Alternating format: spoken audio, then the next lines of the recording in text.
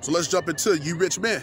The article went into you rich men, you know, that the rich are getting richer and the poor are getting poorer, you know, and all this is by design. Because now it's gonna be an ushering in, you know, of this NWO, this New World Order, which the rich are gonna push that forward. They're setting up to push that agenda forward, you know. So ye rich men. So what did the Lord say concerning ye rich men? Which we show so far that the Edomites are the rich men. They are the board of wickedness. They are, you know, the ones that's ruling the earth. The earth is being given into their hands. The daughter of Babylon, you know, which is all the rule of the wicked. So now let's get a little bit more. Let's go to Isaiah. Speaking of you rich men. First, let's touch on the nations and go specifically right to Esau. This is Isaiah, the 13th chapter, going into the rule of the wicked, which is Esau. Isaiah 13, here's a promise from the Lord. Isaiah 13:11, it says, and I will punish the world for their evil. So all these nations that's been accumulating all this great wealth, the Lord's going to punish them. Isaiah 13:11, and it says, and I will punish the world for their evil. The Lord says he's coming to punish the world for their evil. It says, and the wicked for their iniquity. Who is the wicked? Esau, Edom. You know, for all of their iniquity. What is iniquity? Evil doing. Wickedness, sin. You know? So, the Lord said, I will punish the world for their evil and the wicked for their iniquity. So the wicked is going to be punished. It says, I will cause the arrogancy of the proud to cease, because this is a world full of pride, you know, full of pride, you know, which this pride is going to be appeased, you know, through the wrath of the Lord. That's how he's going to destroy the pride of the people on the earth. And I will cause the arrogancy of the proud to cease, and I will lay low the haughtiness of the terrible. And who's the most proud on the earth? The most proud on the earth, showing you Esau, Edom. And then the Lord said the world, so these other nations, and you Israelites, you're part of that world too. That's going to be destroyed. You know? You're part of that world that's going to be destroyed. This is Obadiah 1 and 4, going into that, or 1 and 3, so going into that pride. Because it said in Isaiah 13:11, and I will cause the arrogancy of the proud to cease, and I will lay low the haughtiness of the terrible. All this pride that this man of sin has on the earth, thinking that he's not going to be dethroned, thinking that his enterprise is going to be set up, those wicked devices. Obadiah 1 and 3, the pride of thine heart hath deceived thee, thou that dwellest in the clefts of the rock. You look up that word rock, it goes back to Petra, the homeland of the Edomites. So speaking of the Edomites, whose habitation is high, that saith in his heart, who shall bring me down to the ground? So this is the spirit, you know, of these Edomites. They don't believe that they're going to be dethroned. They believe that their rulership is going to go on forever. And there's going to be a continual transfer of wealth, you know, on and on and on, down to their children's children, and that nothing's ever going to change. But the Most High is not going to allow it to happen, because he's sending Yahweh Shai to disrupt all of their wicked plans. Now, let's show that, right? And the scriptures go on and speak about how Esau exalted himself as the eagle. That's why the national symbol of America is the bald eagle, another sign of the wicked ruler in the last days. So now the Lord says he's coming to punish the world for their evil and the wicked for their iniquity. So Yahweh Shai is coming to destroy, once again, the current structure and rulership of this earth. Let's get that further before I jump back into it. Psalm 110. Psalm 110 and verse 3. Or a matter of fact, let's go to the point. Psalm 110 and 5. It says, the Lord, which is speaking of Yahweh Shai, the return of our Lord, the Lord at thy right hand. So he's the right hand of the Father. The scriptures say that Yahweh Shai sits at the right hand of the Father. It says, the Lord, Psalm 110 and 5, at thy right hand shall strike through kings in the day of his wrath. We read that in Isaiah 63 and Isaiah 34. The return of Yahweh Shai is him coming back to strike through kings in the day of his wrath. That's that righteous indignation of the Heavenly Father. It says, the Lord at thy right hand shall strike through kings in the day of his wrath. Verse 6, he shall judge among the heathen. That's what we read in Obadiah. You know, he's coming to judge. We read it in Isaiah. You know that the Lord is coming to punish the world for their evil. So it says he's coming to strike through kings in the day of his wrath, and he shall judge among the heathen. Let's go back to Obadiah once again, speaking of the heathen. Obadiah 1 in verse 15, as concerning the heathen, you know, which Edom is the head of the heathen, because he's ruling. Obadiah 1 and 15, for the day of the Lord Yahweh is near upon all the heathen. So the Lord, the coming of Yahweh Shai, and it says he's coming to strike through kings in the day of his wrath.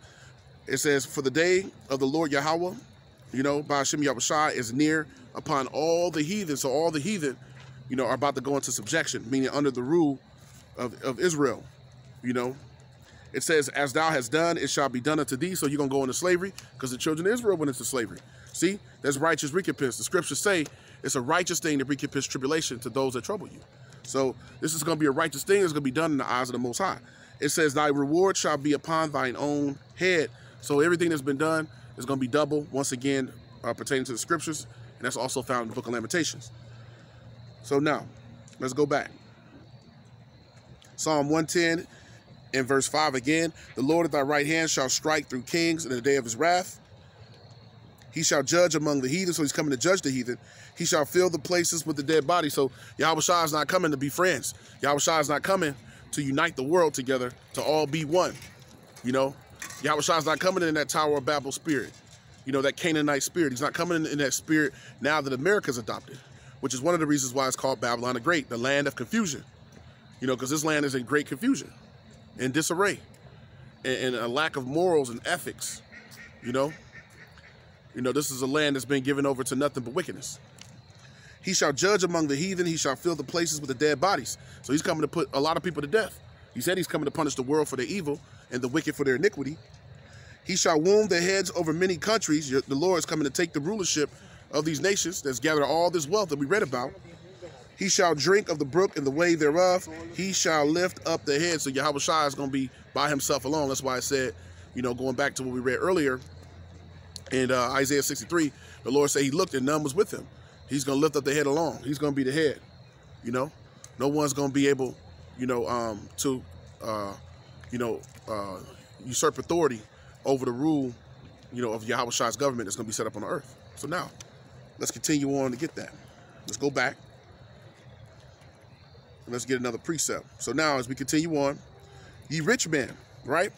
These rich men that have been ruling the nations, and then the head of that being the Edomites, being the rule of the wicked, which is the rule of the Edomites, which is the Illuminati.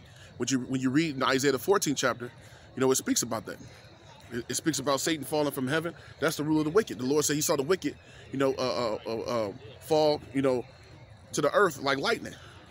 That's that quick fall of the wicked, which is what we're seeing. Now, let's show that further. Ye rich men that are ruling. Let's go to the book of James and get that. So now, this is the book of James. Let's get James, the 5th chapter. Going into ye rich men. So this is the book of James, the 5th chapter. I'll start concerning ye rich men at the top. James 5 and 1. It says, go to now ye rich men. And who are those rich men? It's speaking of Esau, Edom, speaking of the elites, the Illuminati. You see, the enlightened ones on the earth, you know, which is the head of the wicked. James 5 and 1, go to now ye rich men, weep and howl for your miseries that shall come upon you. So all the miseries is to come. The Lord said, go and weep, because the prophets are out, you know, giving you the warning, blowing the trumpet, letting you know that your rule is almost over. You know, your rule is almost over. So this trumpet is being blown in the city is symbolism, you know, of the earth being warned, you know, of the destruction that the Lord is going to bring, which scriptures that come to mind, one of which is Isaiah 28 and 8, well, really Isaiah 28 and 7, because you know, it's the warning, you know, in verse 7 and then verse 8, saying that the prophets always came, you know, are prophesying of war, evil, pestilence. So now let's go. James 5 and 1, go to now ye rich men, weep and howl for your miseries that shall come upon you. So there's misery coming upon Esau, Edom, you know. So there won't be no mercy shown to the wicked, the scriptures tell us. James 5 and 2, your riches are corrupted, the scriptures say, and your garments are moth-eaten. So that's the wealth that they have, you know, lived in luxury. The luxury of Babylon the Great, America, you know, is being moth-eaten, meaning it's corroding, it's being destroyed, you know, which is their riches. You know, symbolic of their riches and their wealth. That's why when you read Revelation 17, it tells you going into you know, Babylon, it says that, you know, she was arrayed with jewels and pearls and purple. That was symbolic of their royalty, you know, royalty. And all the things that she had was symbolic to her wealth. It says, James 5:2, your riches are corrupted and your garments are moth-eaten. Your gold and silver is canker. And why is it canker? Because the debt that this place is in, you know, the massive debt, which is known as the thick clay. That's the thick clay. It says, your gold and your silver is canker, and the rust of them shall be a witness against you, and shall eat your flesh as it were fire. It says, ye have heaped treasure together for the last days. And we brought it up, you know, at camp, and I'll bring it up again. It says they have heaped together treasures for the last days. So they took all the things that was, you know, in our temples in Jerusalem, you know, and have taken the resources of the world. You know, have taken the resources of the world and heaped them together unto themselves. So here goes another example of that, showing how the wicked have done that. They've heaped together treasures, the scriptures say, for the last days. So now, this is, we brought out at camp this past week. So it's all through the Spirit. This is Fort Knox, Kentucky, right? When you go into Fort Knox, you know, it's a fort, and it's being protected, and it has been being protected, you know, for the last 100 years or so. And what they're protecting is all the gold. All the gold that's in Fort Knox. Let me see if I get a good picture of it. This is some pictures of the gold inside of Fort Knox. It says U.S. gold in Fort Knox is secure. So this is an example, a picture of a lot of the gold that's in Fort Knox. It's basically a fortress that's full of gold, you know? In the front of Fort Knox, let's get a picture of the facade. This is how the front of Fort Knox looks. And this is from Forbes right here, you know?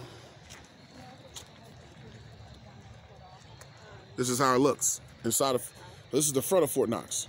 So you see this fortress that Esau has built, this fort that's protected, you know, and it's on the military installation, it's protected, you know, protecting all the gold. So now, we see clearly that the wicked, you know, has heaped together these treasures for the last days, as we read. Let's read it again. James 5:3, your gold and silver is cankered, the rest of them shall be a witness against you, and ye shall eat your flesh as it were fire. That means that Esau, you know, his body, the body of these devils, which is the rule of these devils, you know, is coming to an end. It's going to eat his flesh like fire, which ultimately those missiles is going to be the complete destruction of Esau's preeminence and dominance and dominion over the planet. It says, it shall eat your flesh as it were fire. You have heaped treasures together for the last days. We saw that at Fort Knox. Now continuing on, verse 4. Behold, the hire of the laborers who have reaped down your fields. Who are that? That's the children of Israel. That's the hire of the laborers. You know, those that work, you know, here for 400 plus years, you know, underneath your rule. 350 plus with no account of their labors. Behold, the hire of the laborers who have reaped down your fields, speaking of the children of Israel, which is of you kept back by fraud. See, all this is done. Once again, they acknowledge, they didn't acknowledge, you know, or they made no account of any of our labors. So all the things he's done has been kept back by fraud. So let's get a precept proving that. It said it was kept back by fraud. Now, what was that fraud? This is the book of Ecclesiasticus, also known as Sirach. Ecclesiasticus 10 and verse 8. Ecclesiasticus 10 and verse 8, it says, because of unrighteous dealings, injuries, and riches gotten by deceit, that's the fraud, the kingdom is translated from one people unto another. So the kingdom is being translated from Esau, the ruling wicked, unto the Israelites, which are the righteous, starting with the elect, underneath Yahushua. Let's read it again. Sirach 10 and 8, because of unrighteous dealings, injuries, and riches got by deceit, the kingdom is translated from one people to another. So we're you know, witnessing the beginning of this man's kingdom being destroyed and being given over, being translated unto the righteous. You know, Kwam Yasha Allah. So Israel is rising, because Israel is the next nation to rule after Esau falls. James 5 in verse 4 again, behold the hire of the laborers who have reaped down your fields. Those are the ones who have been working the fields and continue to, which is of you kept back by fraud, those unrighteous dealings, you know, and everything, all the wealth that they got by deceit.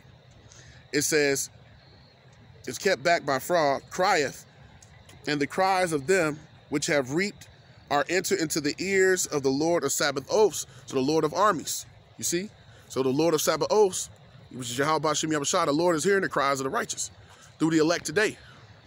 He's hearing the cries of the righteous through the elect today. Now I want to touch on this. It says, and the cries of them which have reaped down your fears are entered to the ears of the Lord of Sabbath oaths. So the Lord is hearing, you know, the cries of the righteous. Now, let's get that.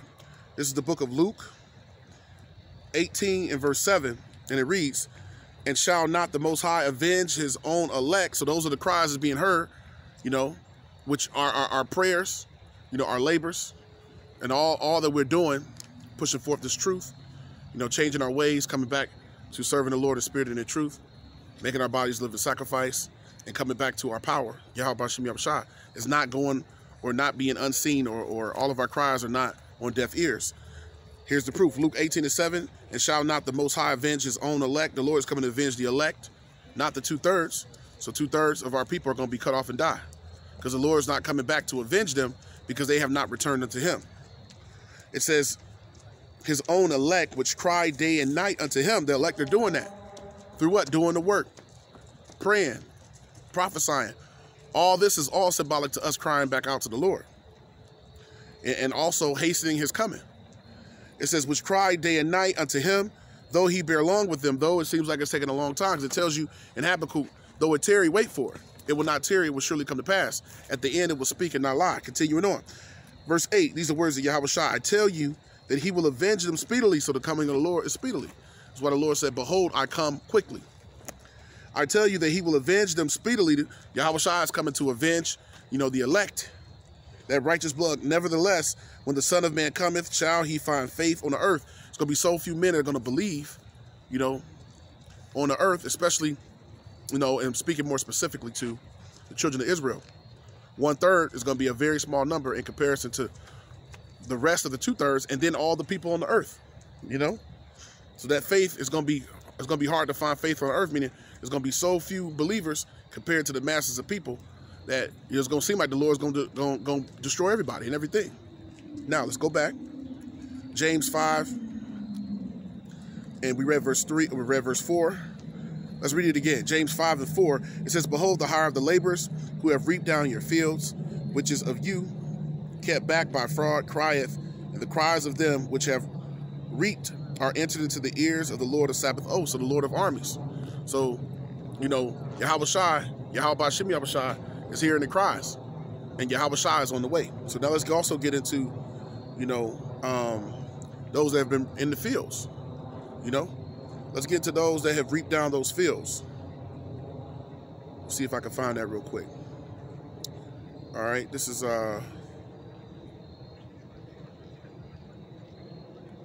let's see. This is the book of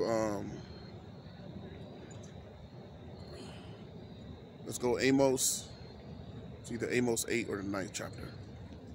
This is Amos. This is Amos, the 9th chapter. Going into those that have reaped down your fields, which is speaking to the children of Israel. This is another promise from the Lord, right? Amos 9 and 13. Behold, the days come, saith the Lord Yahweh, that the plowman shall overtake the reaper. That's the man that's reaped down in fields. So that's the children of Israel. Start with the elect today. Behold, the days come, saith the Lord Yahweh, that the plowman shall overtake the reaper. We're in the beginning of the time that the reaper, you know, which is the ruling elite on down to Esau, Edom, you know, they are the ones that have reaped the benefits of what? All of those, you know, all of the resources and all of the wealth that they have, you know, gained through slavery, you know, through those unrighteous dealings and all the deceit. Because the scriptures say that thine habitation is in the midst of deceit. speaking about the rulership of Esau, Edom. It says, the plowman shall overtake the reaper and the treader of grapes, him that soweth seed. So we've been the ones working the fields, working Esau's fields. You know, Deuteronomy 28th chapter goes into that. It says, and the mountains shall drop sweet wine, and the hills shall melt, and I will bring again the captivity of my people. The Lord's going to undo, you know, the captivity of the children of Israel underneath Esau, because the scriptures say he refused to let them go. It says, and they shall build the way cities and inhabit them. So this is going to be the children of Israel coming back into prominence on the earth, and inhabit them, and they shall plant vineyards and drink the wine thereof. And this is that rulership, you know, that the children of Israel are going to have, starting with the elect on the earth. You see, first the people, and then the actual earth. And shall plant vineyards and drink the wine thereof, because in Deuteronomy 28 it says, you know, you're gonna work the fields, but you're not gonna be able to drink any of the wine. You're not gonna be able to actually partake in none of the fruits of your labors.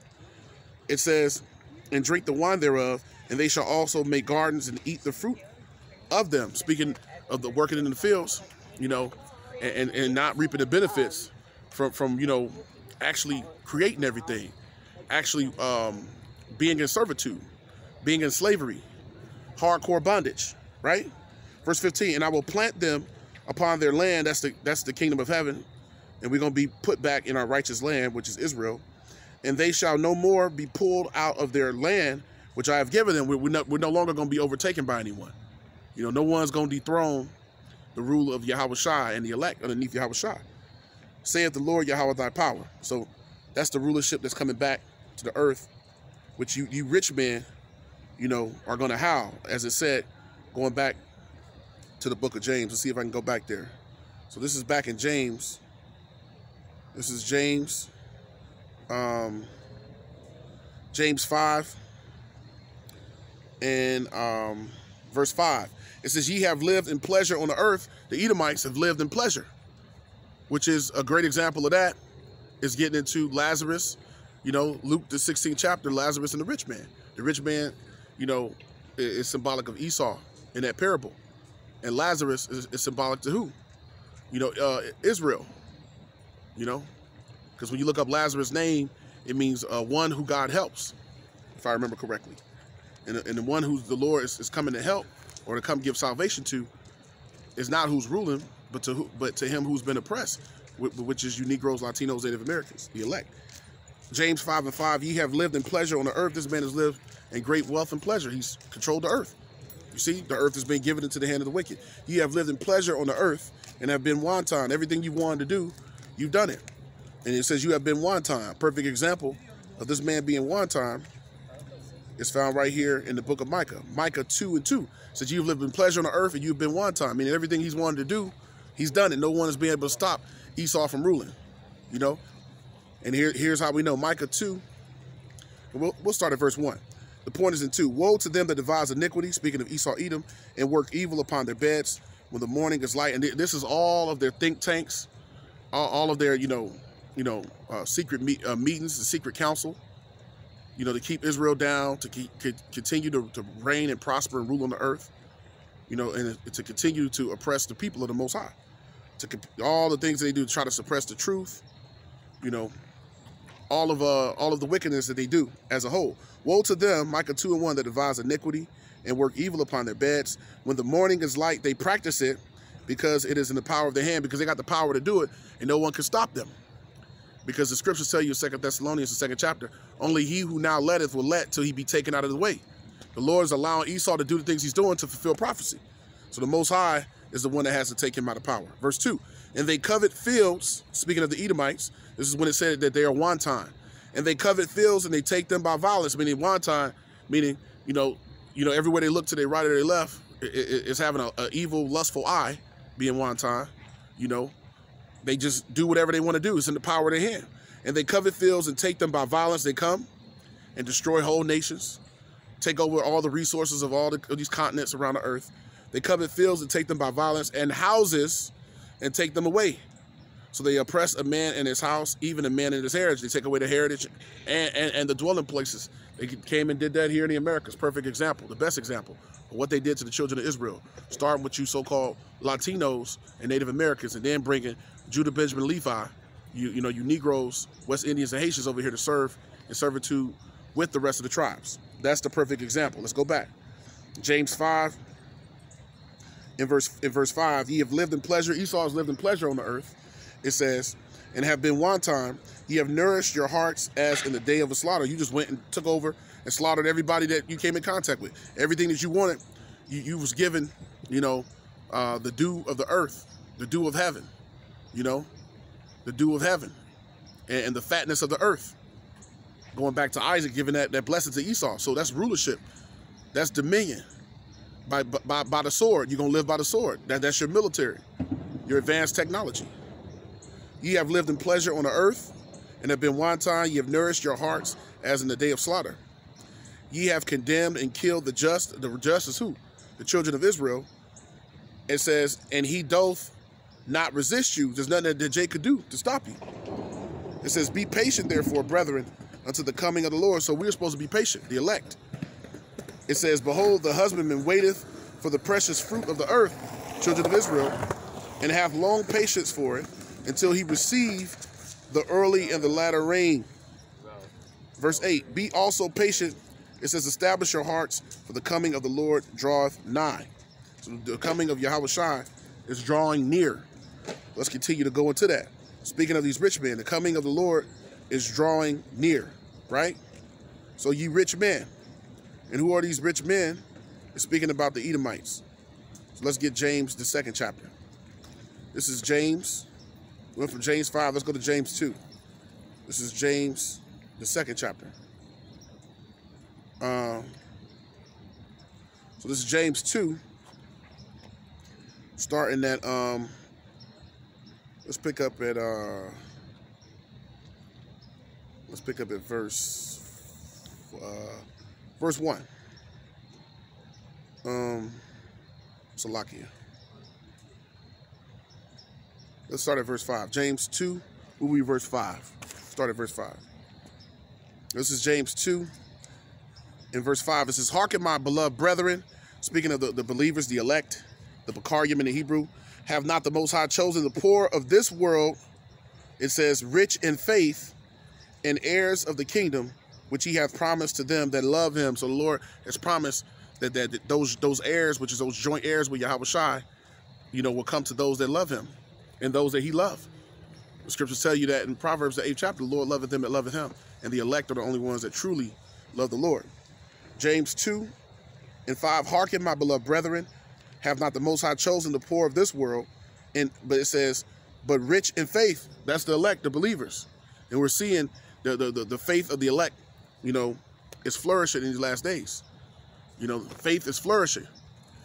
It says, and heirs of the kingdom, which he hath promised to them that love him. So that's the promise of the Lord. The scriptures say the Lord has not forgotten your work and labor of love that you showed toward his name. Verse 6, James 2 and 6, but ye have despised the poor, speaking of Esau, do not rich men oppress you and draw you before the judgment seats. So it says, you have oppressed the poor. Esau has oppressed the poor.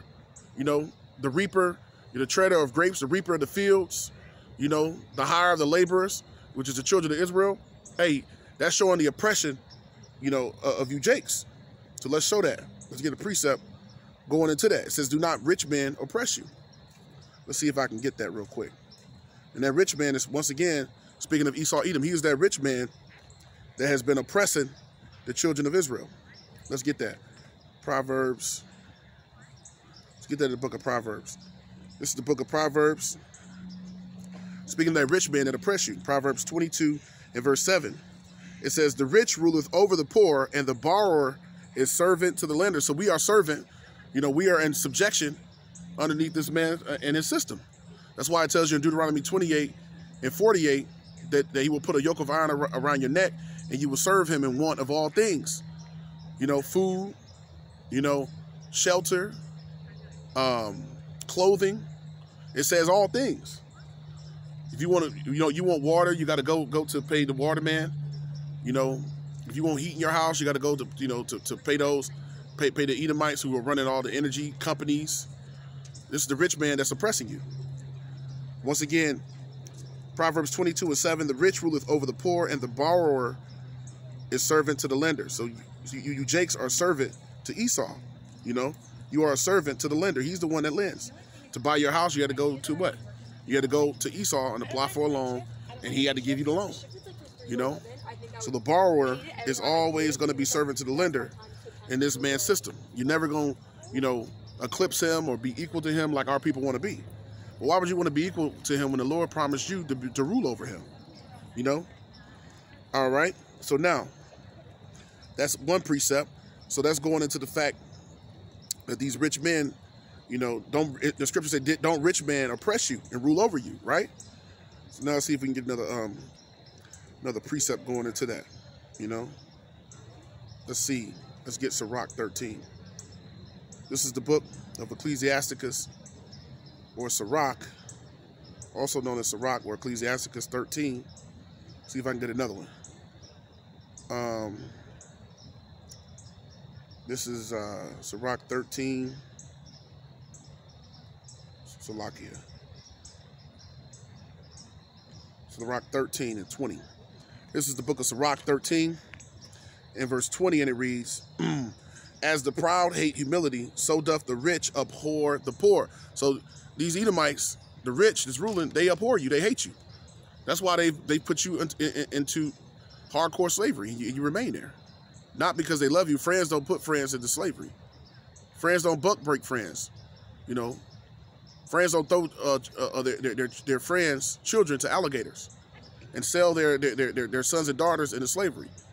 And then the continuation of that today, which is what? You know, how Jake is getting put to death out here in these streets. You know, friends don't do that to friends, right? Sirach 13 and 20, as the proud hate humility, so doth the rich abhor the poor. So the rich man abhors you, you Jakes. Verse 21, a rich man beginning to fall is held up of his friends, but a poor man being down is thrust away by his friends. So, you know, this rich man, you know, he abhors you Jakes, you know. In that lower state that you're at, you have none to help you, you know. No one can take that oppression away except for Yahweh Shai. So now, let's go back.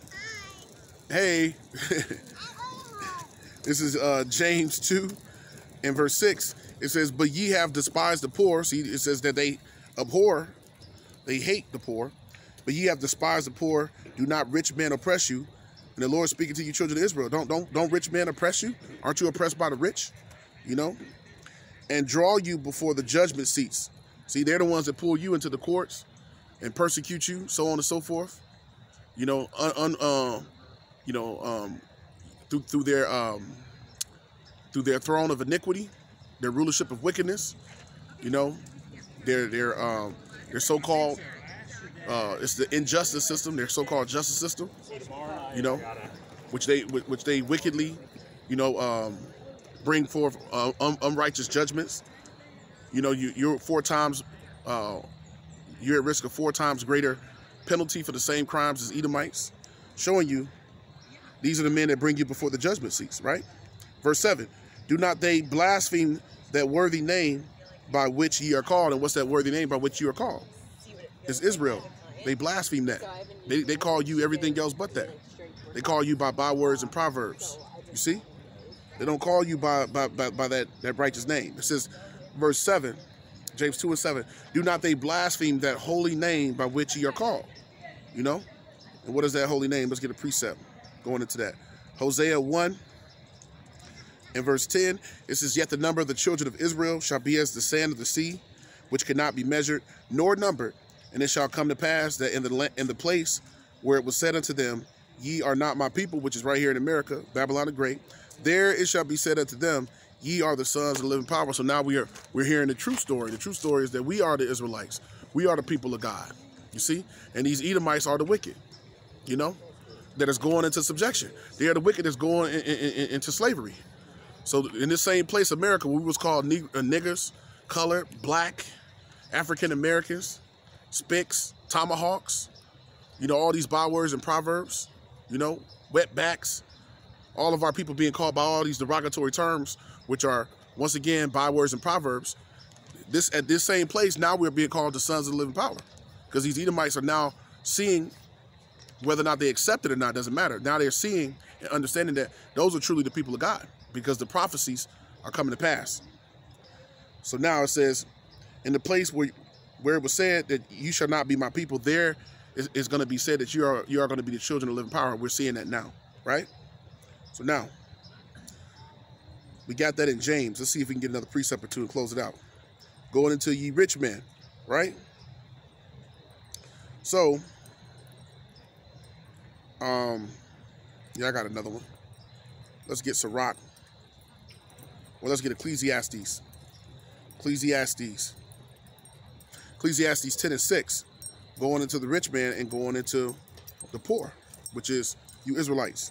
The rich man being Esau, Edom. Ecclesiastes 10 and 6. Folly is set in great dignity, and the rich sit in low places. So you Israelites are the rich that sit in low places, meaning you're still in servitude. You're still being ruled over by your oppressors. Verse 7, I have seen servants upon horses and princes walking as servants upon the earth. And those princes, which are the princes of God, the sons of the Most High, are the ones that servants walking upon the earth. You see? They are the ones that's the servants walking upon the earth. So, once again, the servants upon horses are the Edomites. They're the ones that's ultimately going to be serving the nation of Israel. So let's get that and close it out. This is the book of Isaiah 14 and verse 1. They are the servants that are upon horses. Horses being symbolic of being in a position of power and rulership. You know, in the ancient world, that was a thing of prestige. Isaiah 14 and 1. For the Lord Yahweh will have mercy on Jacob, which is the Israelites, and will yet choose Israel. He's going to choose Israel by way of the election. You see? The election. The Lord's going to choose Israel. It's going to be by the election. That's how the Lord is going to choose, you know, Israel. Let's show that. Romans 11 and 7. What then? Israel have not obtained that which he seeketh for. So our people are looking for the answers, looking for the truth. It says, but they have not obtained that which they seek it for, but the election, which is the faithful few, the believers, the 1/3. But the election have obtained it, and the rest were blinded. So 2/3 of our people are blinded. They can't receive the spirit of truth. The scriptures say the spirit of truth, whom the world cannot receive, because it seeth him not. So the elect are the only ones that have attained the truth. So let's go back. Isaiah 14 and 1. For the Lord Yahweh will have mercy on Jacob. The Lord's going to have mercy, you know, on Jacob, which is going to be through the elect, and will yet choose Israel. It says the same thing in Isaiah 1 and 9. If it wasn't for the remnant, then we would be like Sodom and Gomorrah. So it says, and I will yet choose Israel and set them in their own land. That's the establishment of the kingdom of heaven, which is going to be here on earth. And it's going to be the land of Israel. It says, and the stranger shall be joined with them, and they shall cleave to the house of Jacob. So you're going to have the Israelite foreigners cleaving to who? You know, the elect. You're going to have the 2/3 being brought back, you know, through the loins of the righteous, etc. Those who last will be first, and those who first will be last. And that's even amongst the children of Israel and amongst the nations. Verse 2, and the people shall take them and bring them to their place, and the house of Israel shall possess them. Possess who? Those that, you know, they have been in servitude unto. Those that they have been working the fields for. It says, and continue to be in servitude to. Those that they have paid taxes to and duties to, you know. So, it says, and the people shall take them to their place, and the house of Israel shall possess them. So, this is going to be in the kingdom of heaven, which is going to be, you know, slavery and servitude, you know, which is the ruling class is going to be Israel, and the servant class is going to be Esau, Edom, and the other nations. And shall possess them in the land of the Lord, Yahweh, for servants and handmaids. And they shall take them captives, whose captives they were. So Israel was underneath the rule of Esau, and now Esau is going to be underneath the rule of Israel. Now let's show that further. It's the book of Revelation 13. Revelation 13 and verse 10. It says, he that leadeth into captivity, and we were led into captivity during the transatlantic, Arab, and Dutch, and Native American slave trades. He that leadeth into captivity shall go into captivity, and he that killeth with the sword was Esau's gift, right? You know, the dew of heaven and the fatness of the earth, and he was going to rule by the sword. And he that killeth with the sword must be killed with the sword. The ancient literal swords, the gun, now the nuclear missiles, all of the biological and chemical warfare, you know, etc. Those are all symbolic of the sword. Must be killed with the sword. Here is the patience and the faith of the saints. The patience, And the faith of the saints is the elect. You know, that's exhibiting that patience and faith in the Lord. They're suffering for the Lord. Isaiah 14:2, it says, and they shall take them captives, who captives they were. We were the captives of Esau. Now, you know, there's going to be a changing, you know, of the guard, because the scriptures say that the believers, the saints, was going to take the kingdom by force, right? It says that in Daniel, the saints was going to take the kingdom by force. It says, whose captives they were, and they shall rule over their oppressors. So rulership is coming, you know, to Esau underneath of the children of Israel, as opposed to the children of Israel being underneath the rule, you know, of you Edomites. Verse 3, and it shall come to pass in that day that the Lord Yahweh Ba'ashem Yahushua will give thee rest, which is the kingdom of heaven, from thy sorrow and from thy fear and from thy hard bondage, wherein thou was made to serve. So all of that hardcore bondage and servitude, you know, is about to cease, you know, for you Israelites, starting with the elect. It's about to cease. And what's coming? Righteousness. You see? You know, we seek a new heaven and a new earth wherein righteousness dwell. So that new heaven and new earth is going to be the establishment of Yahweh's kingdom. Yahweh Ba'ashem Yahweh's kingdom on the earth, you know, forever and ever.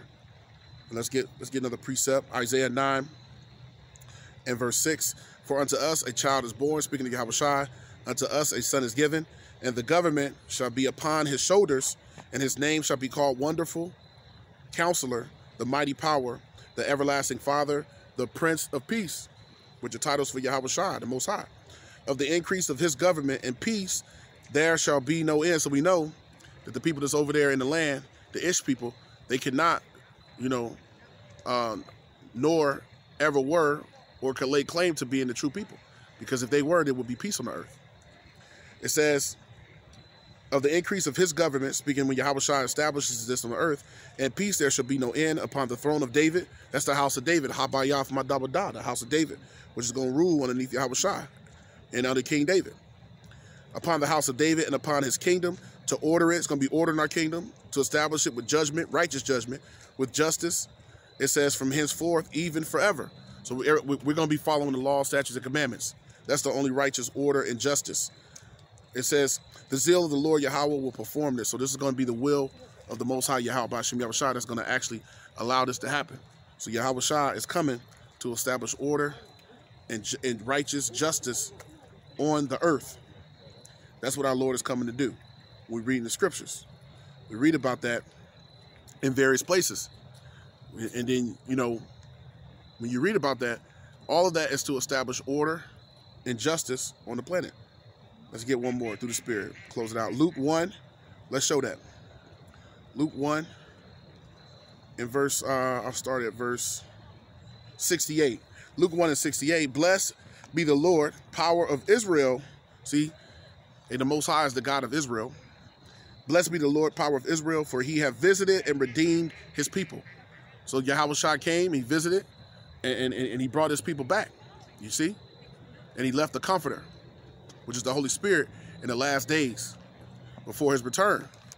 And that Holy Spirit is gathering the elect today. Blessed be the Lord, Luke 1 and 68, blessed be the Lord, power of Israel. He's only God of the Israelites, for he hath visited and redeemed his people. Verse 69, he hath raised up a horn of salvation for us. So salvation is only coming, you know, to the elect of the nation of Israel, for us in the house of his servant David. And that's the house of David at the head of that, which is who? 144,000. Verse 70, as he spake by the mouth of his holy prophets, which have been since the world began. So the spirit of the prophets is subject to the prophets. You know, the brothers have been, that's out preaching his word. Hey, we're chosen from the beginning. And we're doing it then, and they're back doing it now. And throughout the different, you know, eras of time on the earth. It says, verse 70, Luke 1 and 70, as he spake by the mouth of his holy prophets, which have been since the world began, that we should be saved from our enemies. So Yahweh is coming to save us, which is the elect, from our enemies, right? And from the hand of all that hate us, which are the Edomites. We just read earlier that the rich abhor the poor. They abhor them. They hate the poor. That we should be saved from our enemies and from the hand of all that hate us, to perform the mercy promised to our fathers and to remember his holy covenant. So Lord sending Yahweh Shai as a remembrance of his holy covenant, which was his word. You know, that the Most High said that, you know, he's a man of his word. The Most High is the same yesterday, today, and forever. And he never changes. I'm the Lord thy God, I change not. So that's the remembrance of his holy covenant. Verse 73, the oath which he sware to our father Abraham, that he would grant unto us, that we being delivered out of the hand of our enemies, so we're going to send Yahushua to deliver the elect out of the hand of the Edomites, which is the chief of the enemies of the children of Israel, might serve him without fear, in holiness and righteousness before him all the days of our life. So when the kingdom is established, we will serve the Lord in righteousness and holiness all the days of eternity, which we're never going to die. We're going to be immortal. We're going to be perfect, and we're going to serve the Lord in perfection.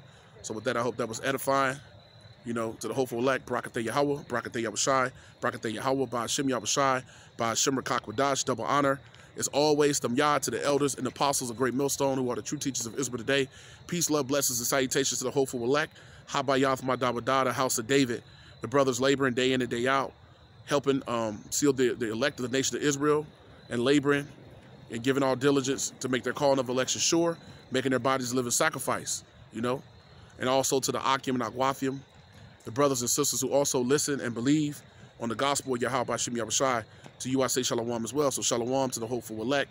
Abba Babal, Kwam Yasha Allah, shalom.